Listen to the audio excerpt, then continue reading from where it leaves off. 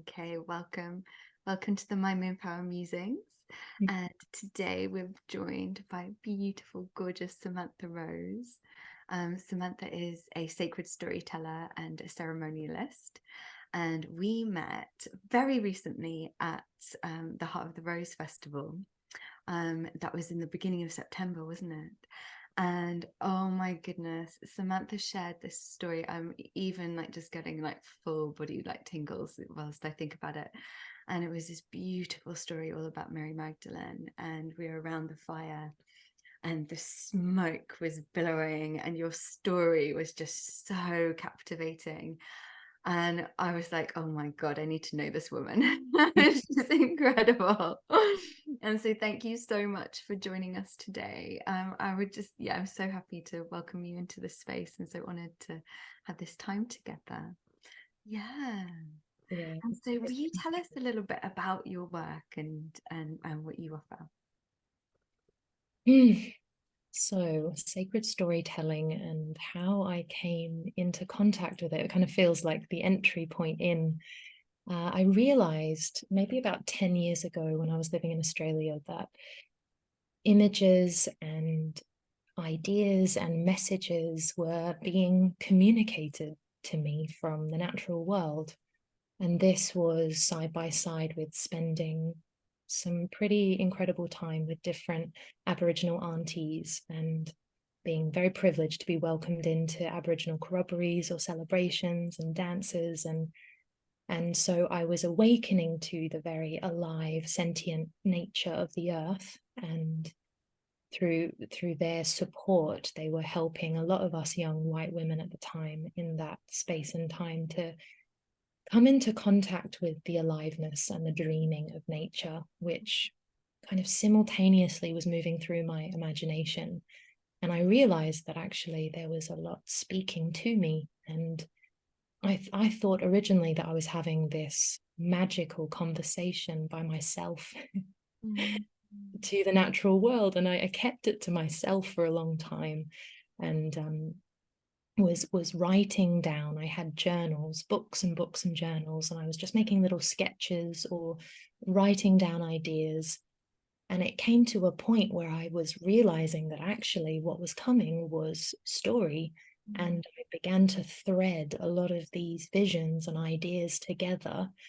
And it was a very supportive community in Australia that were having fires every month, big drumming circles around the fire. And then at the end, there was an opportunity for people to share. And that's when I would get up and I began to speak these stories around the fire. And in time, over years of being involved in this, it became this monthly ritual at this community gathering in the wild bush of Australia around this fire. And it was an opportunity for my imagination and for the more than human world, whether that be the nature beings, trees and rocks, and also those that communicate to us in the imaginal realms, that there was an opportunity to receive these stories and have a platform to share them.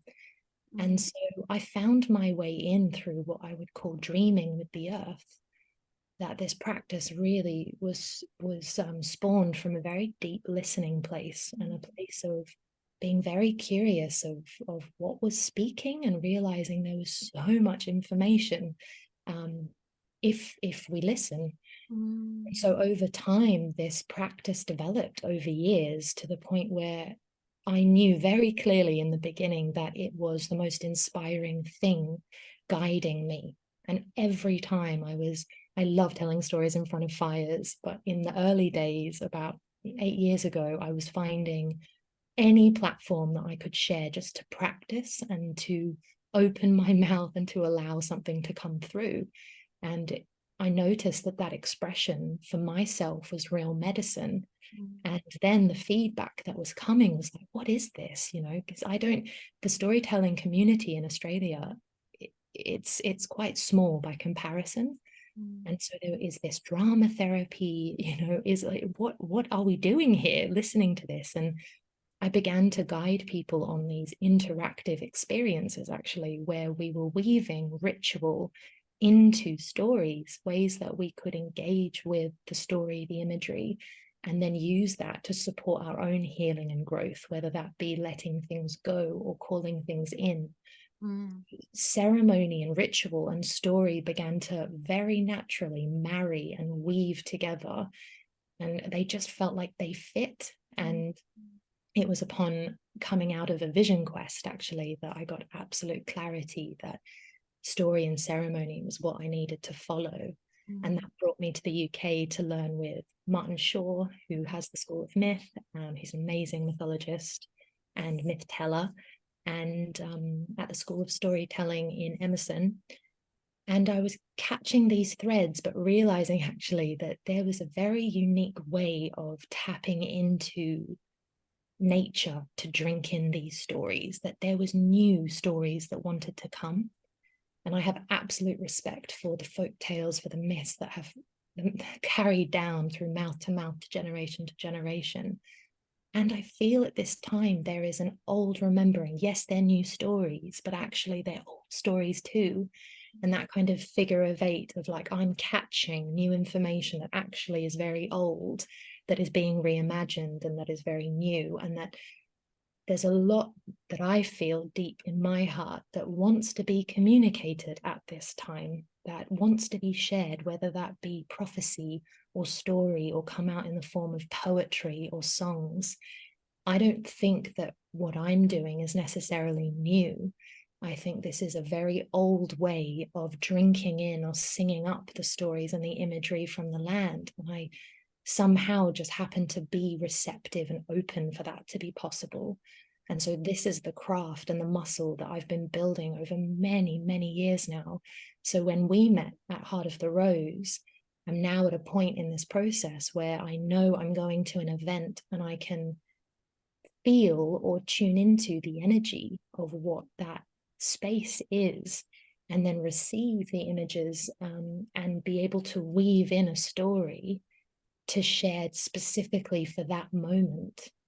So someone compared the way that I tell stories to sand mandalas, that these beautiful works of art are created on the sand, and then however many hours later, the waves come in and just take them away.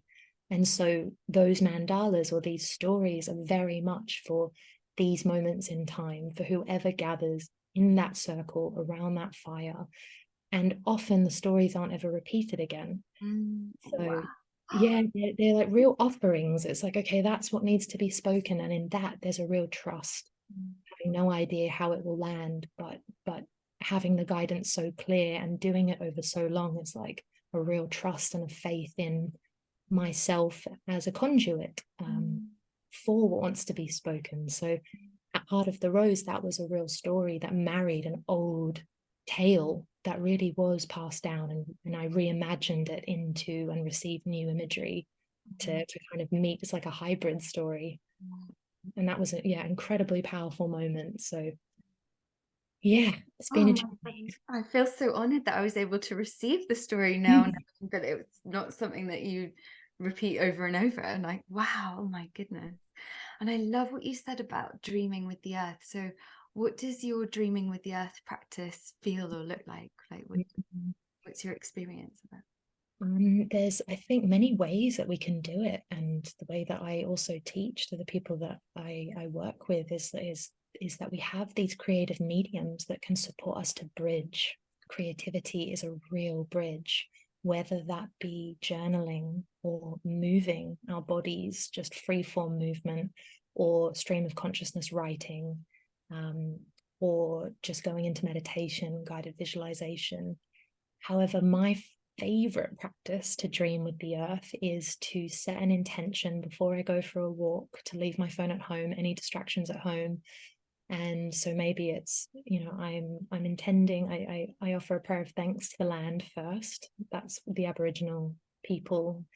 They taught us to introduce ourselves and our intention for being in different places, so that the land and the earth and the spirits of that land are aware of who we are and what our reason for being there is, much like we would do to a friend in a house down the road. We'd knock on the door and explain our reason for being there. So I'll start with an honoring, very natural. Hi, my name's Samantha. This is why I'm here. And I set an intention to receive imagery and story or messages for Heart of the Rose Festival, or to receive the highest imagery and stories that wish to be spoken now. And then I let that go, trusting that it's been heard, and I will start walking and open myself up to what comes back. And this is the beautiful thing about this practice, is that nature is so alive with story.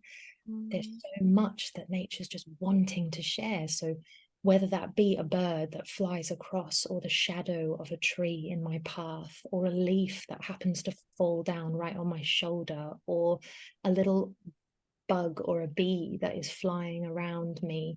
And so it's almost like a daydreaming state. You could call it maybe like a trance state, but a bit wary of that. It's more like I soften and open into like a wide angle gaze and allow information to come. And so I'll receive it through my senses. I'll receive it through images that might just arise naturally, through felt sense or knowing. Maybe my thoughts will go down a path and remind me of a memory, and suddenly there's a character or a message that's coming. It's very organic, and I would say there's no right way to do it, but it's incredibly intuitive and requires trust to receive and be empty enough that we can listen. And the other thing that I want to mention about this that feels important is that recently it's come to my attention. I've worked with people in male bodies and female bodies over many years now with this practice. And I realized that actually, because we have wombs and we have this receptacle and this vessel, that there is a part of us that is, we naturally know how to do this. We naturally know how to do this as women, receptive being. We can receive this very naturally. And I actually think this might have been part of what the grandmothers, our ancestors, the old ones, would have been doing in our tribes, whether that be information or prophecy or story, that we would have been doing this very, very naturally. So yeah, the dreaming with the earth, it's setting the intention and walking and really being receptive enough to see what comes back. Yeah. Oh my God, I love it so much. And I find, I'm sort of smiling here because when I was setting up for our call, I've got these rocks, and the rocks were like, "No, we want to come," and I was like, "Okay." And there's this new rock that has come into my life. It's actually come from Dartmoor, and I was always collecting rocks, and then I was like, okay, I need to stop collecting rocks. I've got too many rocks, but it's like I fall in love with them. Like I can't even tell you. It's like I just like it's like it's like this deep like fall in love. And anyway, I meet this rock on my last time in Dartmoor, and we have a little moment together, and I'm like, I really like you so much, but I can't take you home because I've got too many rocks, and like we've got to stop. And then this little rock was like, are you sure? But he's the happy rock. Look at his little face. Oh. Whoops. I've got my moon, so I'm a bit all squidgy. But honestly, when I carry this rock, like my whole body just feels so happy. It's like it infuses, and where it was from was like a very, very elemental place where the Fey energy is really, really strong there. And so my whole being just feels like so alive, and like my heart just smiles and everything. And as much as I was like, no, I'm leaving you here, the happy rock was like, I'm coming with you. And so I know what you mean with like when nature is talking to you and like wanting this connection, and to be open to receive it. And there's so many ways that we can connect with nature. It's so beautiful. I love it. And then just so going back to the grandmothers as well, your storytelling came from your line as well, from your mother and your grandmother too? Yeah. And so yeah, I've my mother was an incredible storyteller, amazing, but not in the way of like the bardic type reading folk tales to us around the fire, not in kind of the cut copy way. but in an amazing orator. And she had a great power with her words, my mum. And so I grew up with having worlds created around my sister and I, and being able to live into that. And she also loved dress ups. So we had an incredible amount of dress ups growing up. And so we'd kind of walk into these worlds together, my sister and I, in our playing like constantly every day after school. And her grandmother, my great grandmother, for her era, was traveling at the time when people were just starting to get on planes, and she was finding her way to India. And so my mum has a lot of memories of being around my great grandmother and her telling all of these stories, and the children and the grandchildren sitting around her while she'd talk about the adventures that she'd been on. And my grandmother, so her daughter, sort of is an expressive artist, but in the form of contemporary dance. So she's a storyteller in her body, and my auntie is also a storyteller. My uncle is a bass player, so he's telling stories with the music. And going back, maybe my great great grandmother was also a dancer, and so there's pictures of her on stage in like the early 1900s in costumes, you know, in Egyptian outfits, like telling stories through movement as well. So there's been a really strong line of expressive women in my family, and I don't think I really had a choice. It kind of just awoke in me as I grew older, and it's really natural. So yeah, I feel like that's really carried me.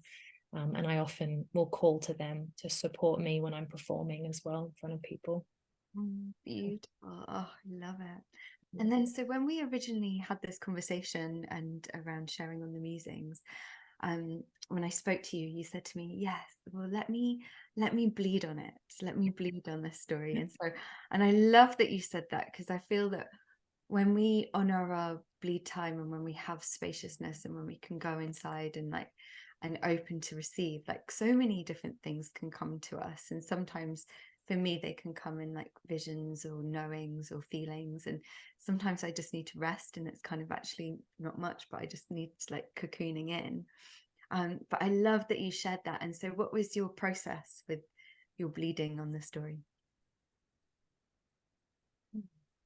Um, Firstly, to create some space around it.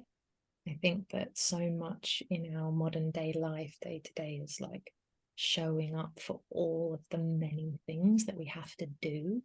There's actually something as a creative being and an entrepreneur and being self-employed. It's like, how do I manage all of the practicalities and the communication and the marketing and everything, whilst also having time for the creative time? And I think that's one of the greatest challenges for me, but also maybe for artists who are putting their work out there. How do we carve and craft that time? And so the bleeding time is this, it's the time where the veils are so thin, and that what I was talking about with the walking with nature and dreaming with the land, it's like it's so natural around that time, with that deep listening, to be able to hear very, very clearly.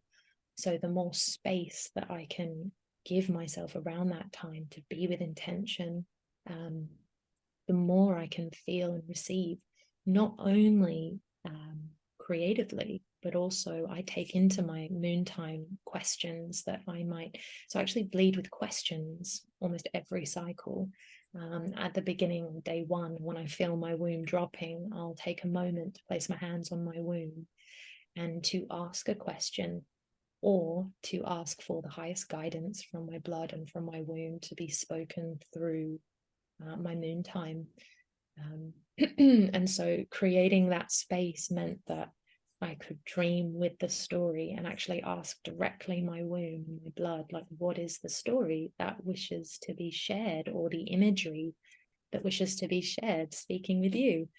And sometimes it just means that I'll close my eyes and just drift off and daydream, and then something will come, or there'll be a thread or a dream, and then I'll follow the dream and something will arise from that.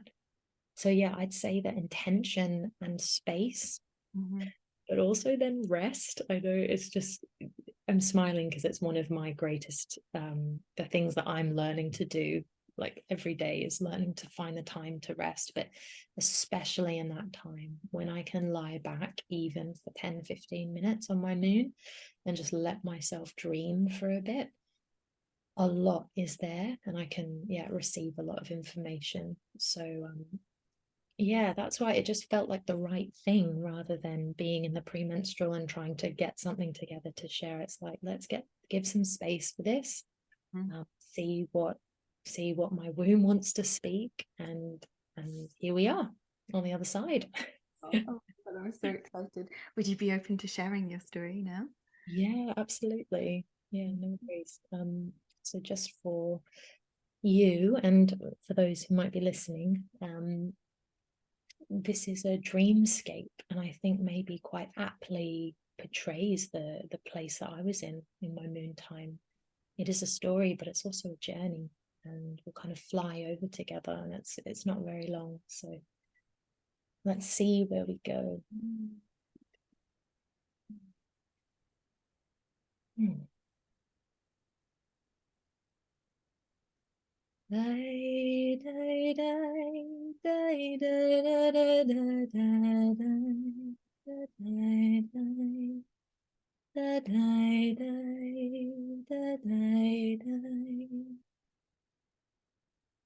Some say that the oldest woman that ever was and ever will be, lives in the heart, in the roots of the tree of life. And she stirs from her deep slumber and opens her eyes. And the wrinkles either side of her face, like deep rivers, make their way down past her cheeks and all the way to her chin. And she stretches as she moves in the roots of the great tree. It's time to awaken. And over to her right, she grabs a pine cone and places it on a stick. And with all the love in her heart, she takes a breath in and blows life and light into the pine cone. The pine cone is alight with all the possibilities and all the dreams of the earth, and she begins to make her way out of the roots, emerging into the darkest time of the year, the shortest days, the longest nights, where the wind is moving, cold against her skin, shifting her hair, grey and spirally around down her shoulders. And she stretches her back as she gently sings as she walks. Day, day, day, day, day, day, day, day, day. Day, day, day, day, day, day, day, day, day. And each step that she takes, she begins to whisper to the land around her that it's time to wake up. Taking another breath in, she blows the light of the pine cone, reaching as far as it can across the horizon. Breathing light as it touches and welcomes the dawn. And the hawk of dawn begins to soar up from the horizon, bringing with it the colors of crimsons, the pastels of pinks and lavenders, and the sun begins to rise. And with this rising comes the stirring of the birds in their nests, comes the stirring of the furred ones in their burrows and their homes. And everyone is stretching up now with the sound of the birds' song. And the light, as it moves through the sky, carries by the birds in their beaks, and they begin to shower them down onto the hills and the forests as many, many, many seeds. All the while the birds are singing and the song is carried. Day, day, day, day, day, day,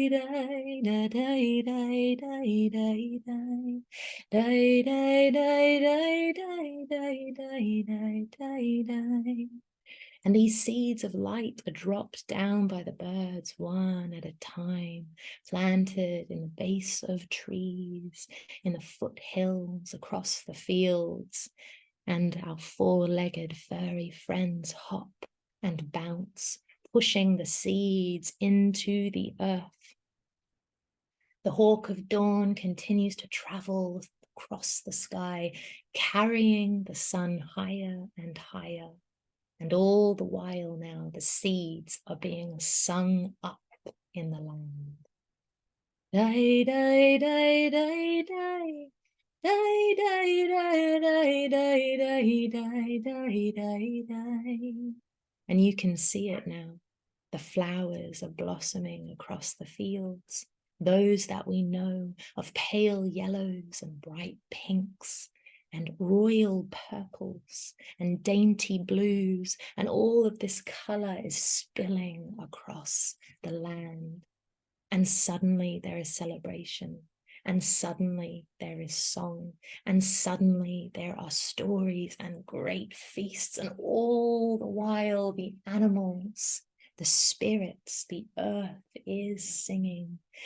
Da da da da da da da da da da da da da da da da da da da da. And the reddest rose, the deepest of all the flowers, her blossom is ready. And she begins to open and unfurl, stretching out her petals as the sun is carried high into the fullness of the sky. And each petal stretches out in ecstasy, in expanse, saying, I am here. And the petals reach all the way back as she drinks in the light, the information from the sun. And once she has done so, one petal drops, and then another petal drops, and then another, and then another, and then another, until all of her petals, full of life, lay on the earth and are drunk in by the soil. And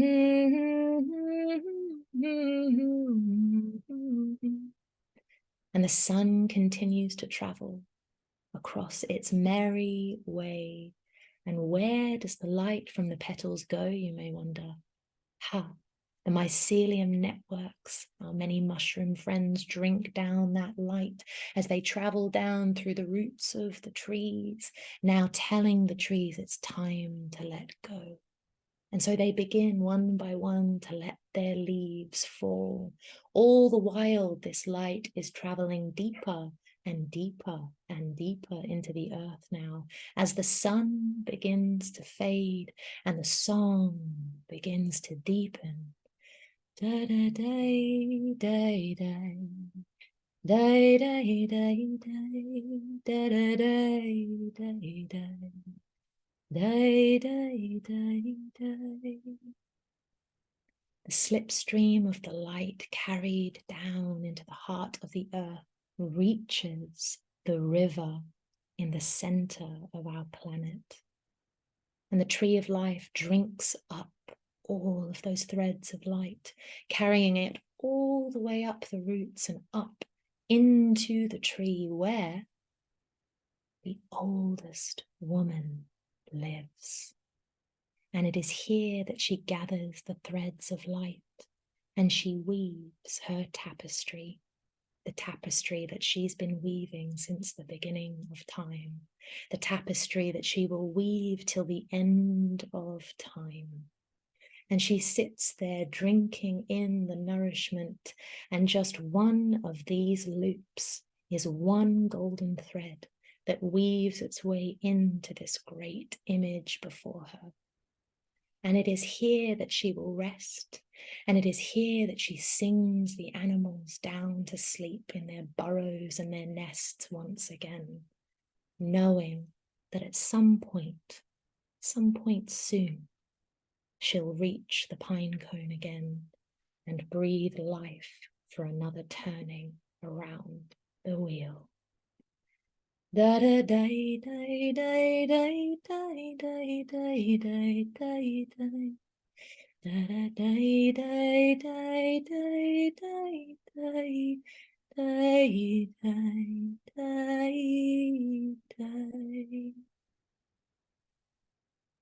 May this story and this journey bless all those that heard it, and may this journey bless the one who received and told it, and may this journey bless the earth from which it came.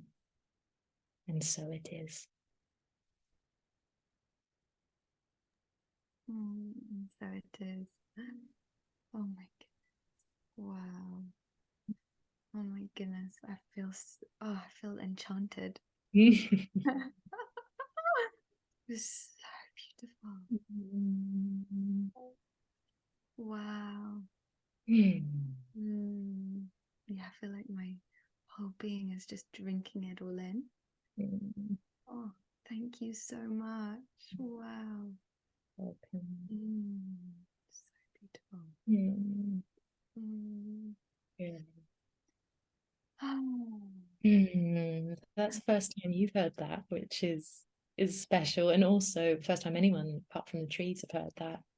But upon our speaking, you know, when you said it would be really special to have some kind of story mirror the changing elements of our cycle, both on our moon, but we're so interconnected with the natural world, and so that's really like the intention and the spark for that journey, seeing, you know, this loop that we come back around again and again and again, and just how that light is threaded through every single phase of the cycle, whether we're in that expanse or that depth. There is so much there at each phase of the wheel. Absolutely beautiful. Thank you. What day of your cycle are you on? Day 8. 8. Yeah.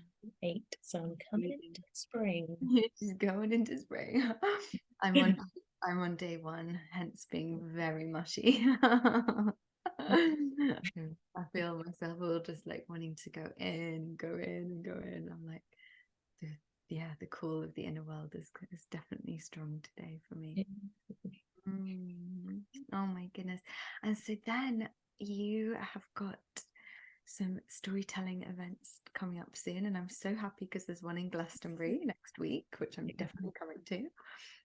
And I feel really excited about it, actually. It's the first tour that I've ever been on, and really the first story that I've crafted in a way that I can repeat, you know, many different times. So this story is called Legend of the Firebird, very much connecting the ancient Celtic gods of the hawk of dawn, the salmon of wisdom, the stag and the heat of the chase, and the great bear in the starry heavens, these ancestors of our land. They felt like they wanted to speak. And so, yeah, this story is going to be supported by a musician who's created this whole soundscape to support the story, and is going to be playing live music, and then is holding kind of circle music with the audience to get us all to create the story together. So I'm really excited about it. And yeah, each venue has a fire, and we'll be all snuggled up, you know, as the seasons are changing and ready for the story. Amazing. And then you also teach storytelling workshops and retreats as well. Is that? Yes. So the teaching of it quite a few years ago was born from people asking, can you teach me how to do that too? And realizing that it's one thing to dream and receive all of this inspiration and imagery, but then how do you translate it into a story? What are the frameworks and the structures and the holding patterns that we can use to channel our inspiration into something that then we can communicate with others? So yeah, I've been working with people for the last 3-4 years now, both in 6-month initial containers, but then also 9-month apprenticeships. And so I'm just at the end of 2 of those 9-month apprenticeships, which is incredible. and yes, offering sacred storytelling retreats so that we can awaken to this muscle, that this isn't something that I have and you don't. This is actually something we all can access, to drink from the fountain of inspiration and then allow it to be expressed clearly, powerfully, easily, in a free way. And that's what I'm really inspired to help people do, is to overcome these blocks that stop us feeling so contracted and repressed and small. And my goodness, the things in the way that tell us that we're not good enough, we're not smart enough, we're not creative, we're not beautiful. Like, so it's a lot of clearing actually just what's in the way and allowing someone's natural essence to speak through. That's really at the heart of it. And I'm just so deeply passionate about hearing from other people, because there's medicine, there's something unexplainable, it's not tangible, physical. It's like we need to hear from each other. It feels really needed, both from within us but also without us. So that's what I'm supporting other people to do in the many different forms. Yeah. Oh wow, incredible. I would love to come on one of your retreats. Yeah.